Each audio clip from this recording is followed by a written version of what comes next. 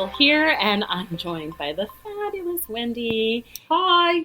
And today we are kicking off a mini-series on purposeful podcasting. Why? Because some of you may notice we have changed the name of our show to Purposeful Podcasting. We have a new program coming out called the Purposeful Podcasting Bootcamp. We really wanted to start this series by drilling down into why purpose matters, why podcasting really can help your business, why it's important to share these stories. The interview series for Purposeful Pivoting that we did in Season 2 were an inspiration for this podcast mini-series, and we cannot wait to dig into all of this with you. Without further ado, I won't ramble too long into an intro. Welcome so much to the Purposeful Podcasting Podcast, which is super meta, I know. And a mouthful. Yeah. And a mouthful. But it's also, the show will just be called Purposeful Podcasting from here going forward. And I'm going to let Wendy start us off because in today's episode, we are going to talk about purpose. So let's start with the definitions because we love definitions. We do absolutely love definitions. And I'm actually going to share the clinical definition of purpose based on coursework that I've done through the University of Michigan, and I just completed one that deals with purpose in the workplace, which I know, absolutely fantastic. And according to the Professor Strecker, purpose is the central self-organizing life aim. Holy cannoli. Whoa, say that again. It is the central self-organizing life aim. Wow. So it's something that you're always striving for. You thoroughly enjoy the whole process of striving for it. You may never actually ultimately reach that pinnacle, but it is your central self-organizing life aim. It's a predominant theme of yourself. Okay. Mm-hmm. Maybe I'll give an example. I believe that my purpose is to be there for my loved one. That is the predominant theme and focus of what I do in my life. It means that I exercise. It means how I interact. Just everything that I do sort of revolves around that. It is what happens that gets me out of bed in the morning. Why do I get up in the morning and go to do Pilates? Because I want to be there health-wise for my family. Part of this is also, it motivates us to dedicate, and this is, I think, is critical. It motivates us to dedicate our resources in a certain direction and towards certain goals. Mm-hmm. So your purpose is not the actual goal.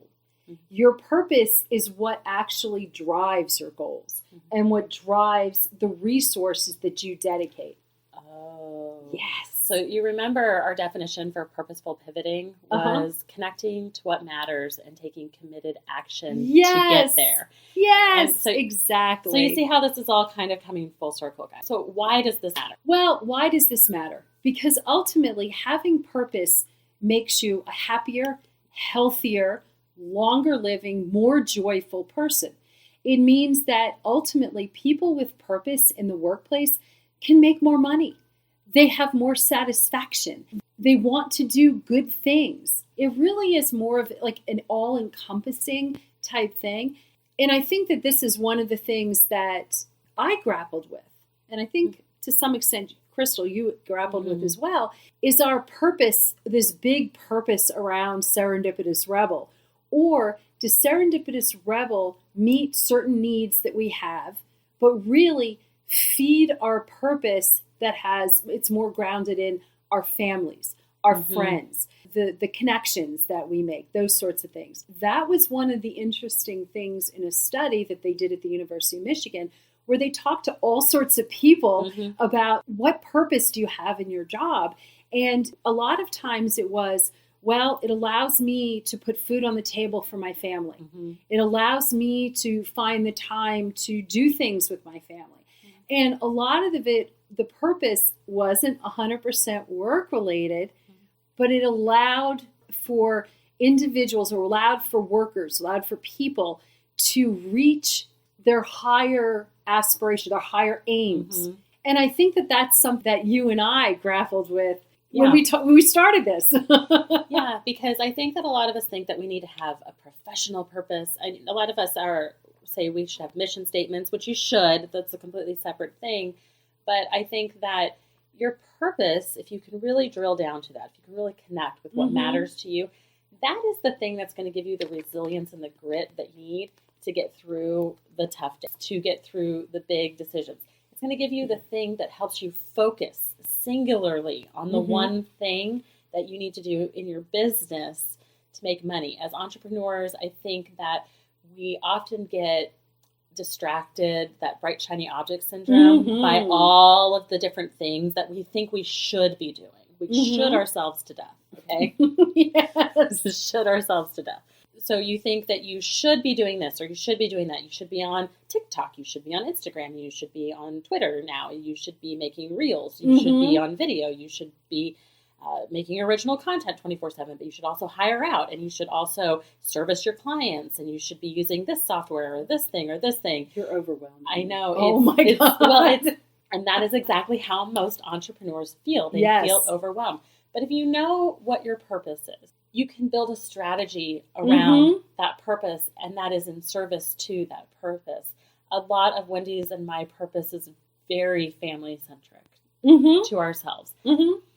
That really dictates the type of business we have and then the type of business model that we have. And how much of our resources we invest. That's right. Resources are limited. Resources are limited.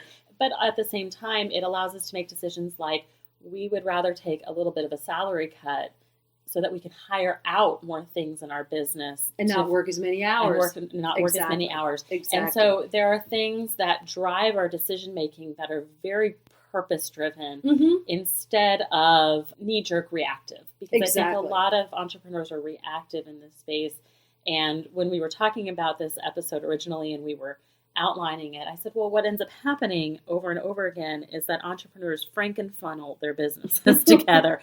And by that, I mean you Frankenstein your businesses together. You start adding one piece over here because you see somebody successful doing it. And then you see somebody else over here operating with a strategy and I'm going to implement that in my business. And before you know it, you've implemented all these things and all these tactics in your business that are not serving you. Correct. You have no idea what you're doing, and you have no resilience or grit to see any of it through. Exactly. Because none of it is rooted in your purpose. Exactly. One of the things that I've absolutely loved is that our focus has really been simplification, streamlining, clarity, and alignment.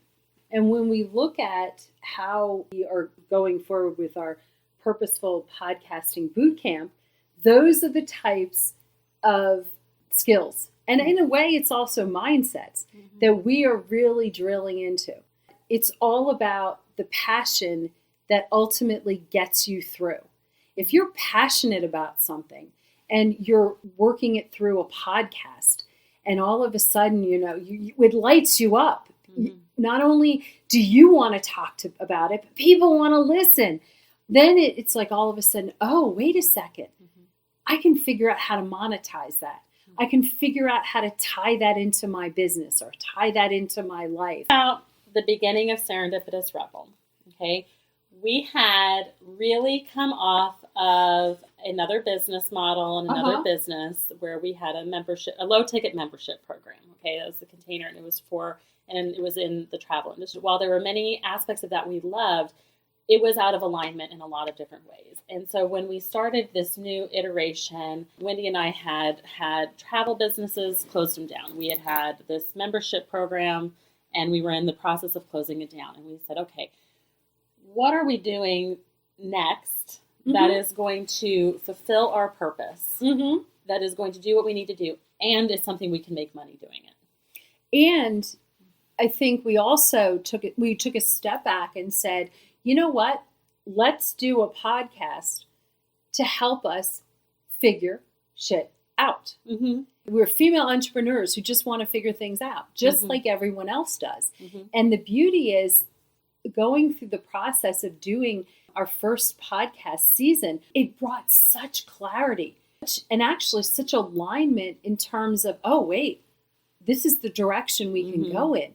And I just think that that is one of the greatest gifts of doing a podcast for entrepreneurs, is allowing you to work through kind of what direction. Maybe you're not 100% sure and you're just trying to figure shit out. Yep.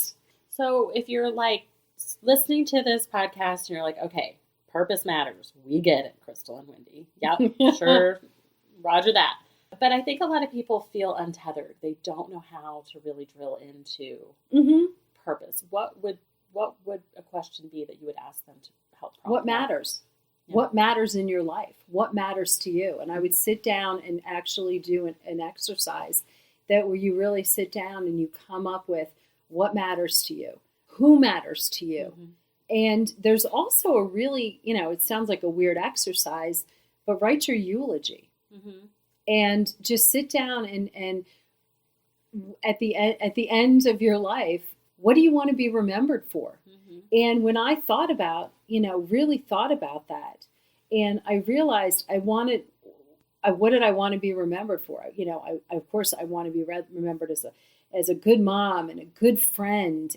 I want to, and all those sorts of things, and someone who cares about the world. But anyway, you put together all of this and you build a statement. Who do I want to be? And that all really is based on what matters to you. And it takes some time, and it doesn't have to be done in one sitting, but just sit down and really think, what are the things that matter to you?